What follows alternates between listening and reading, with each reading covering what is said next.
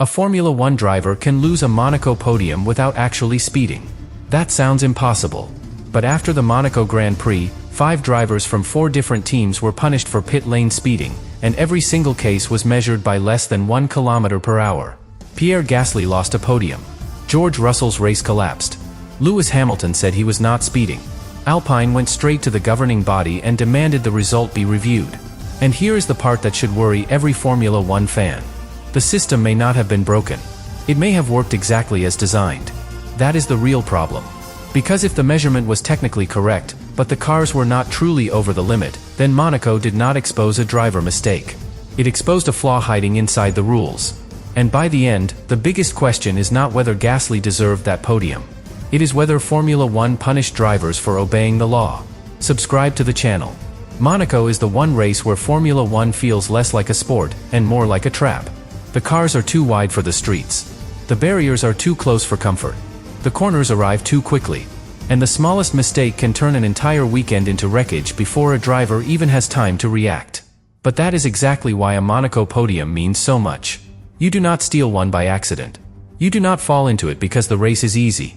At Monaco, a driver has to survive pressure that never stops. He has to trust the car within inches of the wall. He has to trust the strategy, the pit crew, the timing, the restart, the safety car, and his own instincts, all while knowing that one wrong move can destroy everything. And that is what made Pierre Gasly's race feel so powerful before it was taken away. He started 7th, in a car that was not supposed to be the star of the afternoon.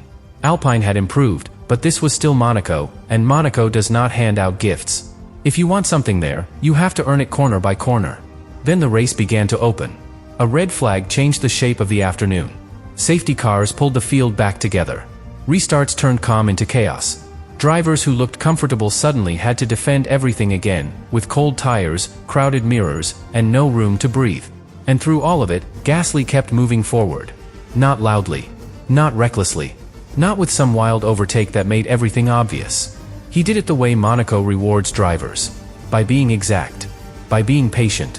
By being ready when the moment arrived. And that is where the first uncomfortable question begins. If Gasly did everything right, why did his result disappear? Because when the checkered flag fell, he was 3rd on the road. 3rd. At Monaco. For Alpine. That is not just another finish. That is the kind of result that changes the feeling inside a team. Mechanics remember it. Engineers remember it. Drivers carry it with them, because they know how many weekends end with nothing, even when the work was perfect. But before Alpine could truly own that moment, the classification shifted. 2 5-second penalties were added to Gasly's race time. 10 seconds total. And just like that, the podium was gone. 3rd became 7th. The celebration became confusion. The story became something darker. Because this was not a driver crashing under pressure. It was not a team making a terrible strategy call. It was not a rival pushing him off the road. It was the pit lane. The place where the car is supposed to be controlled, limited, and safe. And that is what made the entire paddock stop and look again. At Monaco, the pit lane speed limit is lower than usual. 60 km/h. That rule exists for safety, because the pit lane is narrow, crowded, and dangerous. Nobody in Formula One wants cars flying past mechanics and officials at unsafe speeds. So every driver uses a pit limiter. It is a system in the car that holds the speed down when the driver activates it. In simple terms, the driver presses the button, and the car is supposed to stay inside the legal limit. That is why these penalties felt so strange. Because this was not one driver forgetting the limiter. This was not one team having a technical issue. This was 5 drivers. 4 different teams. All caught by tiny margins. Less than 1 km/h. That sounds small because it is small. It is the kind of difference that feels almost invisible to the human eye. The kind of margin where a fan hears the number and immediately wonders whether the punishment really matches the offense. But in Formula One, small numbers matter. And that is exactly the problem. The sport is built on precision. 1/10 of a second can decide a qualifying session. A few meters can decide track position. One delayed pit stop can ruin a race. So when the governing body sees a car over the limit, even by a fraction, it acts. But what happens when the number is precise, and the meaning of that number is wrong? That is the question Monaco created. Because the controversy was not simply that drivers were punished. It was that so many drivers believed the punishment did not reflect reality. Lewis Hamilton said he was not speeding. He said the limiter was on immediately.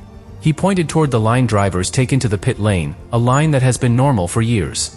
George Russell was hit too, and his penalty turned into something even worse when it was not correctly served, leading to a drive-through that destroyed his points chance. Oscar Piastri was penalized.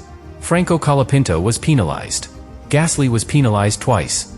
And when the same strange thing happens again and again, across teams that normally fight each other for every point, the explanation starts to look bigger than driver error. This is where Monaco becomes more than a street circuit. It becomes a test of trust. Because Formula One drivers can accept being punished when they cross a clear line. They can argue, they can complain, but deep down they understand the game. If you speed in the pit lane, you pay. But if the system says you were speeding because of the shape of the pit entry, because of the path your car took, because the measurement assumed a distance you may not have actually traveled, then the punishment becomes harder to accept. It starts to feel like the drivers were not punished for speed. They were punished for geometry. And that is the part that makes this story dangerous for the governing body. Because fans may look at the final classification and see a simple time penalty.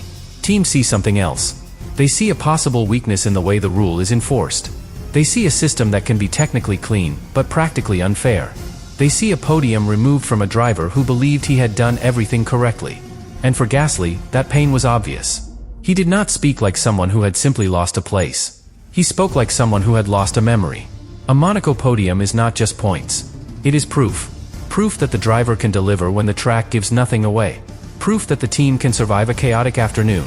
Proof that the work behind closed doors was not wasted.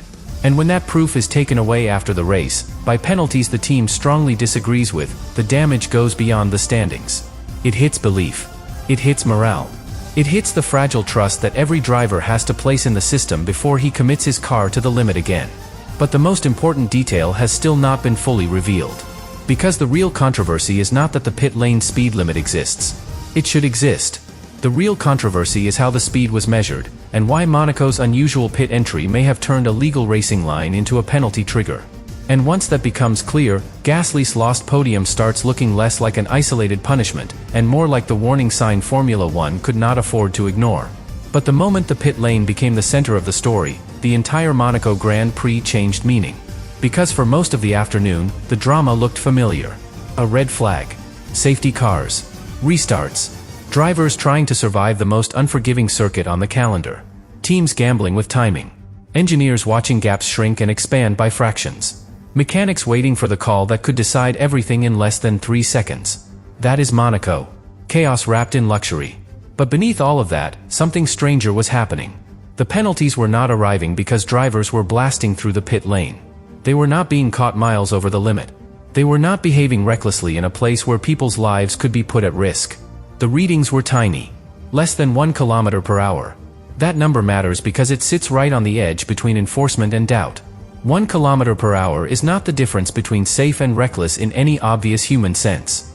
It is not a driver flying past a mechanic. It is not a car looking out of control. It is a measurement so small that, without the timing system, nobody watching would have known anything had happened. And yet, in Formula One, that tiny number can destroy a race. For Hamilton, it became a problem he had to absorb. For Piastri, it became another mark against his afternoon. For Colapinto, it became damage added to a race where every second already mattered. For Russell, it became disaster. Because Russell's penalty did not stay as one simple 5-second punishment. It turned into a chain reaction. The original penalty was not correctly served during his next stop, and that meant he was handed a drive-through penalty. At Monaco, that is brutal. A drive-through penalty is not just a delay. It is a sentence. The driver has to enter the pit lane, drive all the way through at the pit lane speed limit, and then rejoin the race without the benefit of fresh tires. It is time lost with no reward. On a normal circuit, maybe there is space to recover. At Monaco, there is almost nowhere to go. So Russell fell from a position where points were possible, all the way down to 13th. And this is where the paddock started to look at the situation differently. Because if one tiny measurement can become 5 seconds, and 5 seconds can become a drive-through, and a drive-through can erase an entire race, then the accuracy of that first measurement is everything. Not important. Everything. A penalty system is only as fair as the number it starts from. And that is where the FIA suddenly had a problem bigger than the drivers it punished. Because the teams were not simply angry about losing time. They were angry because the same pattern kept repeating. 5 drivers.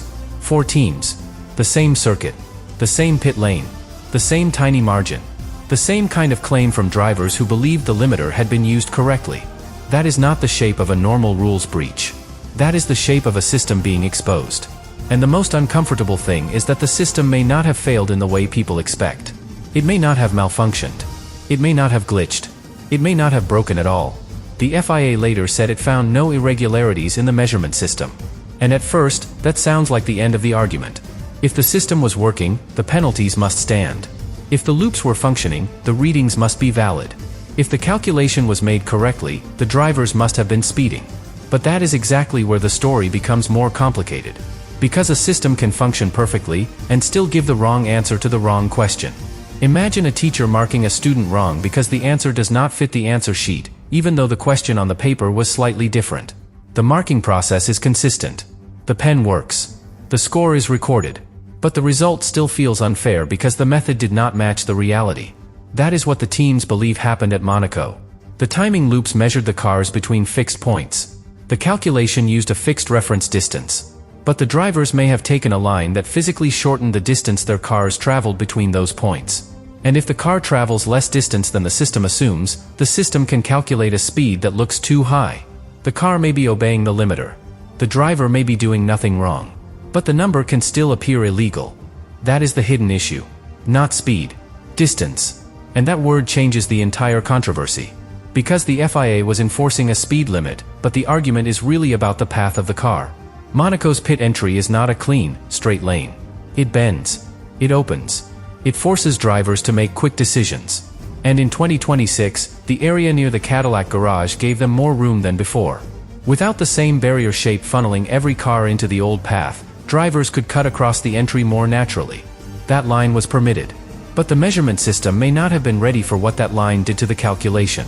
And suddenly, the drivers were caught in a strange contradiction. They were allowed to take the line. But taking the line may have made them look guilty. That is why this story has become so explosive. Because Formula One is built on drivers exploiting every legal inch of space. If a line is allowed, they will use it. If an angle saves time, they will take it. If a track gives them room, they will place the car there. That is not cheating. That is racing.